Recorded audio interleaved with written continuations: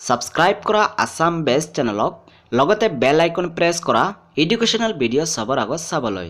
নমস্কাৰ বন্ধুসকল, যদি ইণ্ডিয়ান ওভাৰসীজ বেংকত মোবাইল বেংকিংৰে আৰডি একাউণ্ট ওপেন কৰিছিলা তেতিয়াহ'লে অটো ডেবিট সিস্টেমটো কেতিয়াও অন কৰিব নোৱাৰিবা। অটো ডেবিট সিস্টেমটো নিজৰ ব্ৰাঞ্চৰ পৰাও নহ'ব। মই ব্ৰাঞ্চত কণ্টেক্ট কৰিছোঁ, ব্ৰাঞ্চত যোৱাৰ পিছত সিহঁতে ক'লে যে অটো ডেবিট সিস্টেম নহ'ব কিয়নো মোবাইল বেংকিংৰে মই ওপেন কৰিছোঁ। সেইকাৰণে আৰডি একাউণ্ট যদি ওপেন কৰিছা প্ৰত্যেক মাহতে নিজে মেনুৱেলি পইচা ডিপজিট ৰাখিব লাগিব। মই আজি দেখুৱাম যে মোবাইল বেংকিংৰে পইচা কেনেধৰণে আৰডি একাউণ্টত ডিপজিট কৰিবা নিজৰ ছেভিং একাউণ্টৰ পৰা। তাৰ আগতে ক'বলৈ বিচাৰোঁ, যদি এতিয়ালৈকে ভিডিঅ'টো লাইক কৰা নাই লাইক কৰি দিয়া, আৰু যদি চেনেলটো ছাবস্ক্ৰাইব কৰা নাই তেতিয়াহ'লে চেনেলটো ছাবস্ক্ৰাইব কৰি দিয়া। এতিয়া মই কি কৰিম, সবৰ আগতে আইঅবি মোবাইল এপ্লিকেশ্যন যোনটো এপ্লিকেশ্যনটো মোৰ মোবাইলতে ওপেন কৰিম। এপ্লিকেশ্যন ওপেন হোৱাৰ পিছত পাছৱৰ্ড বক্সত এপ্লিকেশ্যনৰ লগইন পাছৱৰ্ডটো এণ্টাৰ কৰিম। লগইন পাছৱৰ্ড এণ্টাৰ কৰাৰ পিছত মই কি কৰিম, লগইন অপশ্যনত ক্লিক কৰি দিম। আৰু এতিয়া মই ইণ্ডিয়ান ওভাৰসীজ বেংকৰ মোবাইল বেংকিঙৰ ডেশ্ববৰ্ডত লগইন হৈ যাম। নিশ্চয় দেখি পাইছা মই লগইন হৈ গৈছোঁ।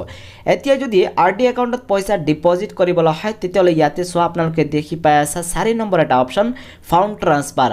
বৰ্তমান সময় ফাউণ্ড ট্ৰান্সফাৰ অপশ্যনটো এই জেগাতে আছে, হ'ব পাৰে আগলৈ জেগাটো সলনি হ'ব, কিন্তু বিচাৰিব লাগিব ফাউণ্ড ট্ৰান্সফাৰ অপশ্যনটো ক'ত আছে। মই ইয়াতে ফাউণ্ড ট্ৰান্সফাৰ অপশ্যনত ক্লিক কৰিম। ফাউণ্ড ট্ৰান্সফাৰ অপশ্যনত ক্লিক কৰাৰ পিছত ইয়াতে ফ্ৰম একাউণ্ট অপশ্যনত ক্লিক কৰিবা। তাৰপিছত নিজৰ ইণ্ডিয়ান ওভাৰসীজ বেংকৰ ছেভিং একাউণ্ট নম্বৰটো চইচ কৰিবা, অ'কে প্ৰেছ কৰি দিবা। তাৰপিছত ইয়াতে ট্ৰান্সফাৰ টাইপ অপশ্যনত ক্লিক কৰিবা। তাৰপিছত ইয়াতে 3 নম্বৰ অপশ্যন দেখি পাইছা, আইঅবি মোবাইল টু একাউণ্ট চেকমাৰ্ক কৰিবা। তাৰপিছত অ'কে প্ৰেছ কৰি দিবা। তাৰপিছত ইয়াতে কুইক পেমেণ্ট অপশ্যনেই চইচ কৰিবা, ইয়াতে ফেচ বেনিফিচিয়াৰী অপশ্যন চইচ নকৰিবা। তাৰপিছত কি কৰিবা, ইয়াতে beneficiary account number, beneficiary account number বক্সতে নিজৰ আৰডি একাউণ্ট নম্বৰটো এণ্টাৰ কৰিবা। চ' মই অলৰেডি কৈছোঁ এটা ভিডিঅ'তে আৰডি একাউণ্ট নম্বৰ ক'ত পাবা, আৰু নিজৰ ব্ৰাঞ্চত গ'লে পাছবুক এখন পাবা আৰডি একাউণ্টৰ। পাছবুকতো নিজৰ একাউণ্ট নম্বৰ উল্লেখ থাকিব, আৰু নিজৰ ইণ্টাৰনেট বেংকিঙত লগ ইন কৰিও নিজৰ একাউণ্ট নম্বৰ চাব পাৰিবা আৰডি একাউণ্টৰ। মই ইয়াতে মোৰ আৰডি একাউণ্ট নম্বৰ এণ্টাৰ কৰি আছোঁ। আৰডি একাউণ্ট নম্বৰ এণ্টাৰ কৰাৰ পিছতে একাউণ্ট হোল্ডাৰ নম্বৰ বক্সতে নিজৰ নামটো পূৰা এণ্টাৰ কৰি দিবা। মই ইয়াতে নাম এণ্টাৰ কৰি দিছোঁ। তাৰপিছত এমাউণ্ট বক্সতে এমাউণ্টটো এণ্টাৰ কৰিব লাগিব, আৰডি একাউণ্টত কিমান পইচাকৈ ডিপজিট কৰি আছা সেই এমাউণ্টটো। তেতিয়াহ'লে মই প্ৰত্যেক মাহতে 1000 টকাকৈ ডিপজিট কৰি আছোঁ, ইয়াতে মই এমাউণ্টটো এণ্টাৰ কৰি দিছোঁ। তাৰপিছত ইয়াতে চোৱা ৰিমাৰ্ক, কিহৰ কাৰণে ইয়াতে মই ডিপজিট কৰি আছোঁ, মই আৰডি মেছেজ দি দিছোঁ। আৰু তাৰপিছতে কি কৰিবা, মই ইয়াতে আৰু এবাৰ কৈ আছোঁ, সবৰ প্ৰথম ইয়াতে কি কৰিব লাগিব, নিজৰ একাউণ্ট নম্বৰ চইচ কৰিব লাগিব, ছেভিং একাউণ্ট নম্বৰ। তাৰপিছত ইয়াতে ট্ৰান্সফাৰ টাইপ অপশ্যনত চইচ কৰিব লাগিব আইঅবি মোবাইল টু একাউণ্ট। তাৰপিছত ইয়াতে বেনিফিচিয়াৰী একাউণ্ট নম্বৰ বক্সতে নিজৰ আৰডি একাউণ্ট নম্বৰ এণ্টাৰ কৰিব লাগিব, নিজৰ নাম, কিমান টকা আৰু ৰিমাৰ্ক, ঠিক আছে, আৰু একো নাই। তাৰপিছত কি কৰিবা, ইয়াতে প্ৰচিড টু পে অপশ্যনত ক্লিক কৰি দিবা। প্ৰচিড টু পে অপশ্যনত ক্লিক কৰাৰ পিছত ইয়াতে দেখি পাই আছা একাউণ্ট নম্বৰ সবৰ প্ৰথম মোৰ ছেভিং একাউণ্ট নম্বৰ হয় ইণ্ডিয়ান ওভাৰসীজ বেংকৰ। বেনিফিচিয়াৰী একাউণ্ট নম্বৰ ইয়াতে এই যোনটো একাউণ্ট নম্বৰ হয় এইটো মোৰ আৰডি একাউণ্ট নম্বৰ হয়। এতিয়া কি কৰিব লাগিব, ইয়াতে পে অপশ্যনত ক্লিক কৰিব লাগিব। মই পে অপশ্যনত ক্লিক কৰি দিছোঁ। পে অপশ্যনত ক্লিক কৰাৰ পিছত ইয়াতে চোৱা মোক কৈ আছে যে মোৰ ট্ৰানজেকশ্যন এমপিন যোনটো হয় এমপিনটো এণ্টাৰ কৰিবলৈ। তেতিয়াহ'লে ইয়াতে মই এমপিন এণ্টাৰ কৰি আছোঁ মোবাইল বেংকিঙৰ। এমপিন এণ্টাৰ কৰাৰ পিছত কি কৰিবা, ইয়াতে ছাবমিট অপশ্যনত ক্লিক কৰি দিবা। তেতিয়াহ'লে মই ক্লিক কৰি দিছোঁ। আৰু ছাবমিট অপশ্যনত ক্লিক কৰাৰ পিছত ইয়াতে চোৱা, আপোনালোকে দেখি পাইছা ফাণ্ড ট্ৰান্সফাৰ ছাকচেছফুল হৈ গ'ল। মোৰ ছেভিং একাউণ্টৰ পৰা পইচাখিনি কাটি এতিয়া আৰডি একাউণ্টত ডিপজিট হৈ গ'ল।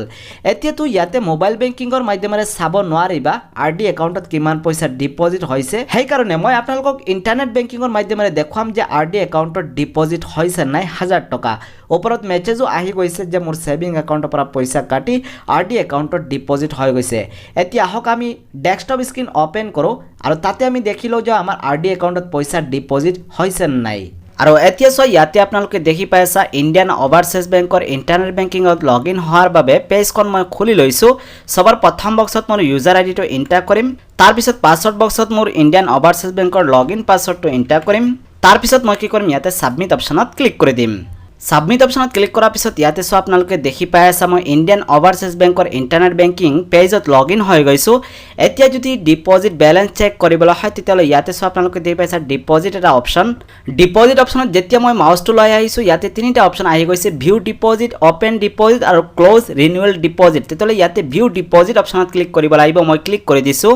ভিউ ডিপজিট অপশ্যনত ক্লিক কৰাৰ পিছতে ইয়াতে আপোনালোকে 2টা একাউণ্ট নম্বৰ দেখি পাই আছা। প্ৰথম যোনটো একাউণ্ট নম্বৰ হয় এই একাউণ্ট নম্বৰটো হয় মোৰ ফিক্সড ডিপজিটৰ আৰু 2 নম্বৰ যোনটো একাউণ্ট নম্বৰ হয় এইটো হয় RD একাউণ্টৰ ইয়াতে সো আপোনালোকে দেখি পাই আছা প্ৰত্যেক মাহতে মই 1000 টকাকৈ RD ওপেন কৰিছিলো এক বছৰৰ বাবে ইয়াতে ম্যাচুৰিটি এমাউণ্টটো দেখুৱাই আছে এতিয়া কি কৰিব লাগিব ইয়াতে চয়েস কৰিব লাগিব যে কোনটো একাউণ্টৰ বেলেন্স চেক কৰিবলৈ বিচাৰি আছা মই ইয়াতে RD একাউণ্টৰ দেখুৱাই আছে সেইকাৰণে RD একাউণ্টৰ সাইটতে ইয়াতে সোৱা চেক বক্স এটা আছে চেক বক্সত চেক মাৰ্ক কৰিছো তাৰ পিছত মই কি কৰিম ইয়াতে সাবমিট অপচনত ক্লিক কৰিম সাবমিট অপচনত ক্লিক কৰাৰ পিছত ইয়াতে সোৱা আপোনালোকে দেখি পাই আছা চাৰিটা ট্ৰানজাকচন হৈছে 1000 টকাকৈ আজি মই যোনটো ট্ৰানজাকচন কৰিছো এয়া সোৱা এইটোৱে ট্ৰানজাকচন আজি মই কৰিছো 1000 টকা ইয়াতে 1000 টকা ডিপোজিট হৈ গৈছে টোটাল ব্যালেন্স ইয়াতে 4000 টকা মই চাৰিটা ট্ৰানজাকচন কৰিছো RD একাউণ্টত তেতিয়ালে এনেধৰণে আপোনালোকে RD একাউণ্টত ডিপোজিট কৰিব পাৰিবা মোবাইল বেংকিং ৰে কিন্তু মোবাইল বেংকিং ৰে চাব নোৱাৰিবা যে RD একাউণ্টত ডিপোজিট হৈছে নাই